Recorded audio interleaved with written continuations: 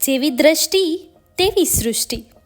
એક દિવસ ભગવાને દુર્યોધન અને યુધિષ્ઠિરને બંનેને બોલાવીને કહ્યું કે તમે બંને દુનિયામાં ફરી આવો અને મને કહો કે કેટલા માણસો સારા છે.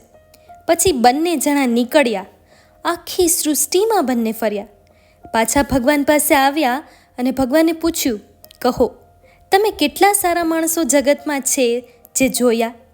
ત્યાં દુર્યોધનથી તરત બોલાયું કે શું કહેવું, હું તો બધે ફર્યો પણ ક્યાંય સારા માણસો હતા જ નહીં. માણસોમાં કંઈ હતું જ નહીં. તે શું જોવું? બધા જ બુરા માણસો નકરી બુરાઈ જ હતી. ત્યાં યુધિષ્ઠિર આવ્યા.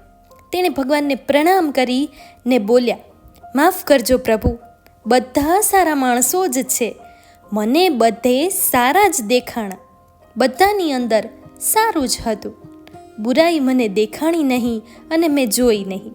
એટલે કહેવાનું તાત્પર્ય એ છે કે સારી વ્યક્તિ હંમેશા સારું જોવે છે અને બુરી વ્યક્તિ હંમેશા બુરાઈ. બાકી દરેક માણસની સારી સાઈડ જો જોઈએ તો આપણે સારા બનીએ અને સારું જીવી શકીએ. જેવી દ્રષ્ટિ તેવી સૃષ્ટિ.